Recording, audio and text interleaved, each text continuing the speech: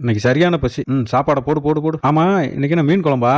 சரியான வாசனையா இருக்கு. ஊத்து ஊத்து ஊத்து. ஊத்துமா, டக்குன்னு ஊத்துமா. பெரியவனுக்கு ஒரு நல்ல மீன் துண்டு எடுத்து வைடி. ஆமா, இவேண்டி இப்படி உட்காந்துருக்கேன். ஏண்டா வாடா, ஒன்னா உட்காந்து சாப்பிடலாம். அவன் என்னைக்கு மட்டன் சிக்கன் மீன் எல்லாம் சாப்பிட்டிருக்கான்? முட்டை கொடுத்தா எத்தனை வேணாலும் திம்பியான். கறி தான் சாப்பிட மாட்டேன், வெறும் குழம்பாவது ஊத்தி சாப்பிடலாம்லப்பா. ஏண்டா இந்த வயசுல நான்வெஜ் சாப்பிட்டு பழகாம வேற எப்படா சாப்பிட்டு பழக போற? வாடா சாப்பிடலாம். அவனை ஏன் டிஸ்டர்ப் பண்றீங்க? அவன் இப்பதான் ரசத்துல சாப்பிட்டு உட்காந்துருக்கான். இவனை இப்படியே விட்டா கதையாகாது. இவனை எப்படியாவது இன்னைக்கு நம்ம மீன் குழம்பு சாப்பிட வச்சிடணும். சரிப்பா, ஏதாவது ஒரு ஐடியா பண்ணும்டா. ஏப்பா அவனுக்கு முட்டையில ஏதாவது பண்ணி கொடுக்கலாம்லப்பா? ஏண்டா தம்பி, அம்மா நீ முன்னாடியே ரசத்துல சாப்பிட்டேன்னு சொல்றாளே, அது உண்மையா? ஆமாப்பா, உண்மையிலேயே சாப்பிட்டேன்ப்பா. அப்ப முட்டையை வச்சு ஏதாவது பண்ணி தரவா? காலைக்கு ரொம்ப பிடிக்கும்ல உனக்கு? சரிப்பா. இப்ப நம்ம ஒரு டம்ளர்ல ஒரு முட்டையை உடைச்சு சேர்த்துட்டு ஒரு கரண்டி நிறைய மீன் குழம்பு இதோட சேர்த்துட்டு கலந்து விட்டுக்கலாம். அதுக்கப்புறமா ஸ்டவ் ஆன் பண்ணிட்டு அதுல ஒரு தோசை கல்ல வச்சு எண்ணெய் சேர்த்து அது நல்லா சூடாகி வந்த பிறகு நம்ம கலந்து வச்சிருக்க அந்த முட்டையும் குழம்பையும் இதுல ஊத்தி ஒரு 2-3 முறை இதே போல பிரட்டி விட்டு இப்ப நம்ம தயார் பண்ண மீன் குழம்புல செஞ்ச முட்டை கலக்கிய எடுத்துட்டு போய் சின்ன வெயிட்ட சொல்லாம கொடுப்போம். சூப்பரா இருக்குப்பா.